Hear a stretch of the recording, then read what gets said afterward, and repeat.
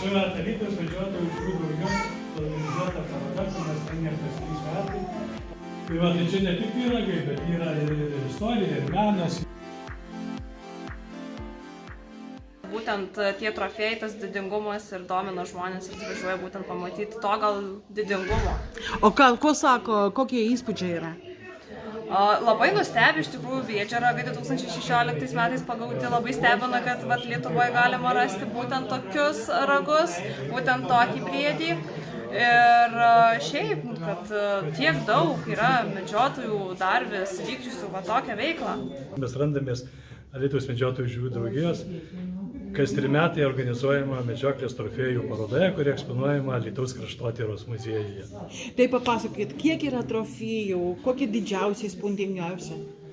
Taip, ši Alytaus medžiotojų žuvų draugijos organizuojama paroda jau yra 7-oji.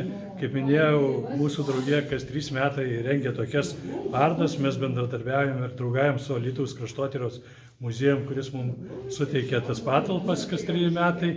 Ir šioje parodoje buvo pristatyta apie 200 įvairių medžioklės trofėjų, iš kurių virš 170 buvo įvertinti įvairius laipsnius medaliais ir diplomais. Aišku, vertino ekspertų CITS matuotojų komisija sudaryta pagal tarptautinius CITS nustatytus standartus. Visi duomenys perduoti trofėjų vertinimo yra į CITSą, įtraukti į rejestrą europinį. Todėl šioje parodoje be abejo daugiausia tai yra, nes mūsų Dzūkijos kraštas galbūt ir pasižymi, stirninų gausa. Tai stirninų trofėjų buvo virš 70 daugiau, iš kurių didžioji dalis taip pat įvertinti įvairiais laipsnių medaliais, diplomais. Labai ryškus pastebėjimas ir pokytis, kad didėja elnių populiacija ir labai požiūris taisyklinga medžioklė medžiotojų, nes buvo pristatytas 51 taurių elnių ragai, iš kurių net 49 buvo įvertinti medaliais ir diplomais įvairius laipsnių. Tai rodo iš tikrųjų atsakingą ir tvarų medžiotojų požiūrį į medžiojamus gyvūnus ir ypatingai elninę, nes populiacija gausėja, o taisyklingai sumedžiotų žvėrių skaičius taip pat didėja. Na, aišku, netaip turim pasidžiaugti briedžių. Briedžių apie 10 yra ragų pristatyta. Dzūkija ne tas kraštas, kuris garsėja briedžiais. Šis briedis yra Dzūkijos rekordas. Jisai yra sumedžiotas, kol kas yra pats galingiausias ir įvertintas daugiausia balų Dzūkijos krašte. Aišku, ne Lietuvos rekordas, bet Dzūkijos, bet iš tikrųjų įspūdingai atrodo jo ragai. Aišku, aukso medalis yra įspūdingi. Čia medžiotojas sumedžiojo, kai tik čia Alytaus rajone šitą briedį, Oškūnų miške, bet ragai tikrai įspūdingi ir kadangi dzūkai taip briedžių populiacija nelabai pasižymi ir didžiuojasi ir džiaugiasi, tai tokie ragai tai iš tikrųjų, kai dzūkiai yra išties įspūdingi. Bet tendencija dar yra vilkų padaugėjo ir vilkų kaukolių. Ir praktiškai, kaip matot, čia yra 6 eksponuojamas, buvo apie 8 vilkų kaukolės, iš jų didžioji dalis taip pat yra medalinės. Tai ko anksčiau nebūdavo, pasitaikydavo viena kita vilko kaukolė, o dabar jau tapo vos ne tradicija, kad per sezoną iki 10 vilkų šitam krašte yra sumedžiojama. Na, aišku, ir kitų, danieliai, bebrai, šerno iltys, trofėjai, kaip minėjom. Paroda yra labai graži, kompaktiška. Aišku, apima tik tai dalį Lietuvos teritorijos, tai Dzūkijos kraštą, kaip minėjau, Lazdijų, Alytaus, Prienų ir Varėnos rajonas. Tai tų medžiotojų 3 metų derlius yra. Be šitų medžioklės trofėjų draugija taip pat rengia ir edukacinės programas. Visuomenė supažindino ne tik tai su medžioklė, nors istorija, tradicijomis, kultūra ir panašiai, tačiau šioje parodoje pristatyta yra 2 medžiotojų kolekcininkų kolekcijos atvirlaiškių ir atvirukų senovinių.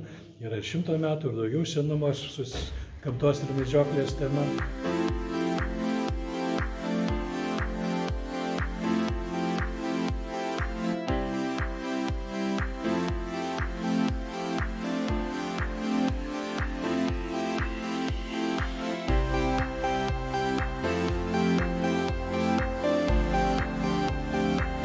pat yra visa periodinė, vienas stendas pateiktas lankytojams susipažinti, kokią periodinę spaudą apie medžioklę rašė Lietuvoje nuo jos nepriklausomybės atkūrimo iki šių dienų. Tai yra žurnalai Medžiotojas, pradėtas leisti 27 metais profesoriaus Tado Ivanausko, iki šių dienų einančio vienintelio žurnalo Lietuvoje apie medžioklę ir jos aktualijas. Tai yra žurnalas Medžioklė, kuris redaguojamas Latvijos redaktorių.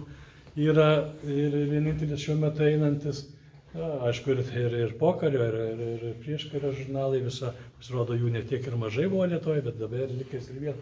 Taip pat kitoje pusėje galima susipažinti su visais medžiotojų dokumentais nuo Lietuvos nepriklausomybės atkūrimo iki šių dienų, tai medžioklės bilietais, leidimais ginklais, medžioklės liudijimais, ir visais kitais dokumentais, kurių pagrindų buvo galima medžioti. Tai yra tokia istorinė retrospektyva apie istoriją, apie medžioklę, kas tos dokumentus išdavinėjo, kam priklausė medžiotojai, kokia buvo tvarka. Kai dabartinė bilieto leidimai ginklui, medžiotojų dario bilietai nuo nepriklausomybės atkūrimo nuo 18 metų iki dabar surinkti visi, kaip atrodė medžiotojų dokumentai nuo Lietuvos nepriklausomybės atkūrimo 18 metais iki šių dienų pokario metai, kai medžioklės ūkio valdyba, kai draugija išduodavo bilietus, karinė sukarinta draugija išduodavo Žemės ūkio ministerija medžiotojų bilietus. Ir dabartinis yra toks, o pirminiai tokie buvo nario taisykingos medžioklės ir žūklės draugijos nario bilietas,